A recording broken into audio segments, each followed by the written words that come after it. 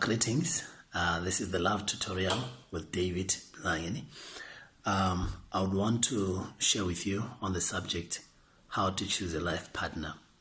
So when it comes to choosing a life partner, I would want you to know that partner choice is everything when it comes to relationships.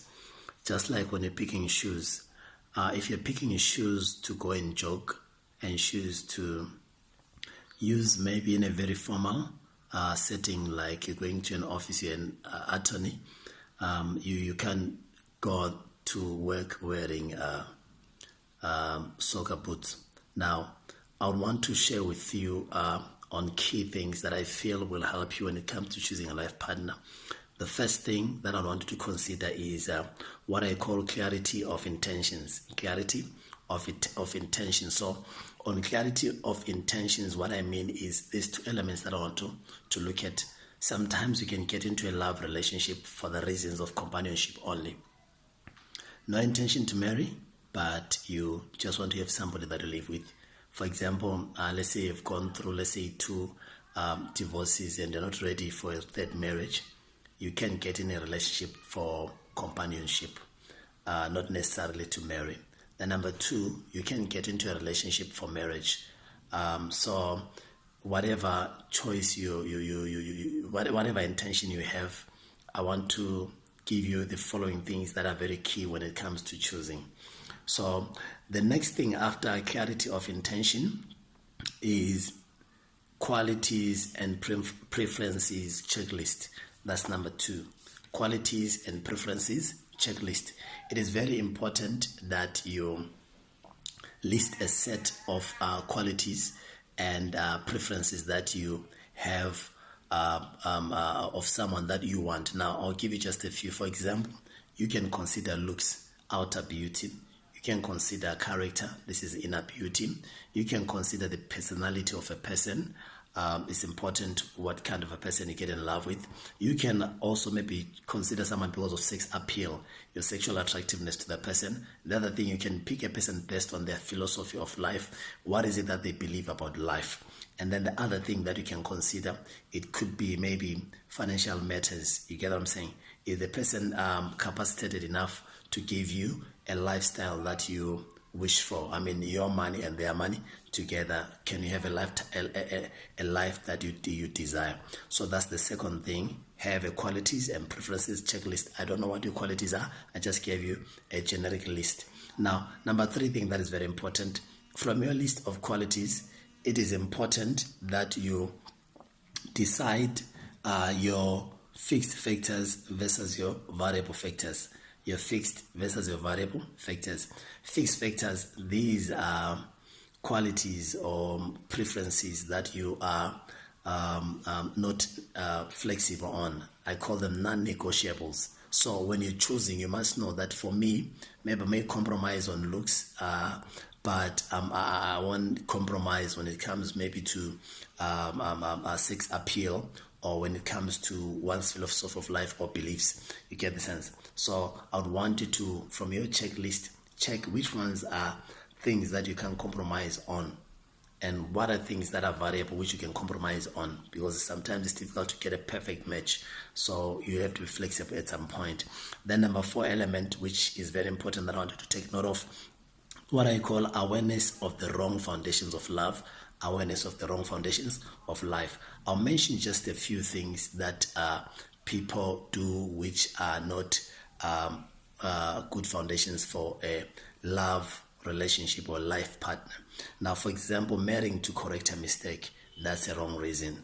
It's not wrong to want to correct mistakes, but you don't, for example, you fall pregnant with this guy and you don't see this guy as somebody whom you can spend a lifetime with, or a lady you can spend a lifetime with. Sometimes it is not very wise to just get into this marriage for the reasons of that he or she, the reasons of that she is pregnant, not he is pregnant. Forgive me for that. So now, things like marrying somebody because of a similar past, marrying somebody because they've been kind to you in the past, and you're kind of like correcting, you're feeling like how do you call it? You are appreciating them by marrying them. That's not a good foundation. Sometimes some they marry because they've just found somebody who's ready to settle. We don't marry because we found someone who's ready to settle. We marry because the person that I have found, the qualities and preferences that I have, that person possesses them. So I would want you to consider that. And then another reason, some people marry people's recommendation.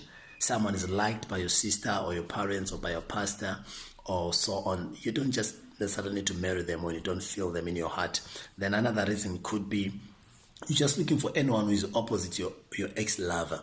You know, work with a checklist. Don't work with, he's not like my ex. No. Let me just leave that one. Number 5, I call it the premise for right decision making. The premise for right decision making.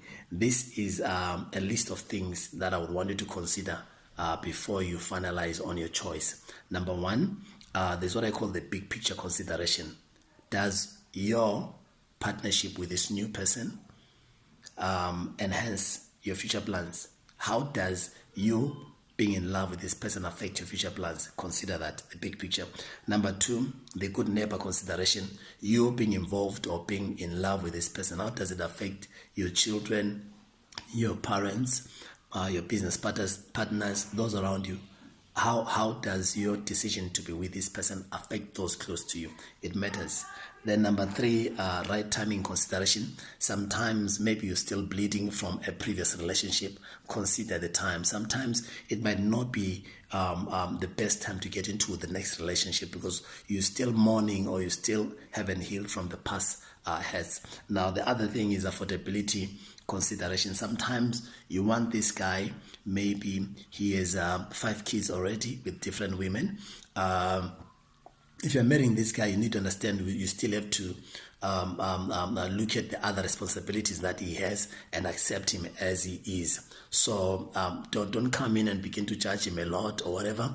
But I'm saying, can you afford marrying the person that you want? Can you afford being in love with this person? And then the other thing, there's what I call the wisdom-faith balance. The wisdom-faith balance is where you look at sometimes some decisions you get in by faith and believe God that things will be best, but sometimes use wisdom. If you get a lot of red flags, please don't go in. Yes, don't go in. The other thing is the wise counsel consideration. Here, I'm saying it is very important to consider people who are wise in that love relationships area. Hear their opinion about your person or your choice. And then the other consideration is the government and cultural laws. It's important we don't live in a vacuum. We live in a place where we've got government laws. Does it permit you to be in love with that kind of a person? And also culturally, the culture of where you live, does it permit your decision? So I would want you to consider these things. And then the last thing that I want to give you is the word test consideration. The word test consideration, you're saying, is God in agreement with my decision to marry this person? Is God in agreement? Is it in line with the will of God? Is it in line with God's word for you to be involved or in love with this person? Let me wrap up in this way. Number 1, clarity of intentions when it comes to choosing a life partner. Be clear. Are you looking for someone just for companionship with no intention to marry? Or are you looking for someone, should things go well, you'd marry them? Number 2, have a qualities and preferences checklist. What is it that you want in a person? What are your expectations? Have a list of them. In the list of those, the next thing that is important, you need to separate the variable from the fixed factors. Is very important. Check from your checklist. What are things you can compromise on? What are things that you cannot compromise on? Then the next thing, you need awareness before you decide. Awareness of the wrong foundations of love. Don't marry for wrong reasons. Don't marry for wrong reasons. I've given you a list. Go through them again. Then the last thing, you use the premise for right decision making. Here, you're making all these 8 considerations to check if your decision is the best. So with this, I believe you will make a better decision when it comes to choosing a life partner. God bless you. Please comment and ask questions should you have any. My number is +263 778 792282. That's my WhatsApp number. God bless you.